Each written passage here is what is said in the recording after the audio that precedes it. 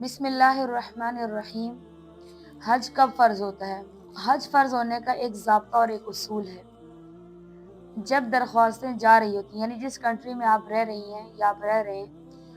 اگر جس مہینے میں درخواستیں جا رہی ہیں، اگر اس دوران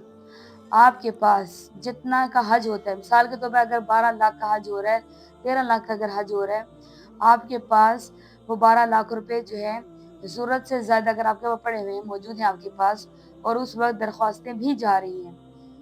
اور اس دوران اگر آپ کے پاس 12 لاکھ روپیہ جو ہے وہ ضرورت سے زائد پڑا ہوا ہے،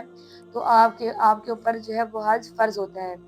لیکن اس کے اندر سے ہم نے یہ چیز دیکھنی ہے کہ آپ کے پاس ضرورت سے زائد پراپرٹی پڑی ہوئی ہے، یا سونا چاندی کچھ پڑا ہوا ہے، یا مال تجارت جو ہے نا وہ ضرورت سے زائد پڑا ہوا ہے، یا پھر اس طرح ہے کہ، اور ساتھ ہم نے اس چیز کو بھی کاؤنٹ کرنا ہے کہ آنے اور جانے دونوں کا خرچہ نکال کر، بیوی بچوں کا نفقہ نکال کر، اور گھر کی ضروریات، بجلی کے بل، ان تمام چیزوں کو نکال کر اگر آپ کے پاس 12 لاکھ روپیہ زائد پڑا ہوا ہے،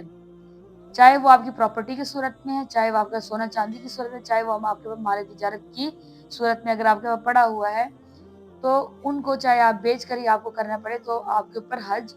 فرض ہو جاتا ہے۔ اب یہ ایک اور سوال پیدا ہوتا ہے کہ یہ جو حج ہوتا ہے یہ زندگی میں ایک دفعہ فرض ہوتا ہے، یا پھر اگر ہر سال آپ کے پاس اگر 12 لاکھ روپیہ ہے، اس سے اگلے سال دوبارہ حج ہو رہا ہے تو دوبارہ آپ کے پاس 12 لاکھ روپیہ، 13 لاکھ روپیہ پڑا ہوا ہے ضرورت سے زیادہ، تو کیا ہر سال جو ہے نا حج فرض ہوگا یا وہ زندگی میں ایک بار ہوتا ہے؟ تو دیکھیں اس کا جواب یہ ہے کہ حج جو ہوتا ہے وہ زندگی میں ایک بار فرض ہوتا ہے، یعنی اگر آپ نے اس سال کر لیا اور اگلے سال اگر آپ کے پاس دوبارہ اگر آپ کے پاس پیسے موجود ہے تو آپ کا فرض نہیں، اگر کرنا چاہے تو آپ کر سکتے ہیں، لیکن آپ کی فرضیت آپ سے ساقط ہو جاتی ہے۔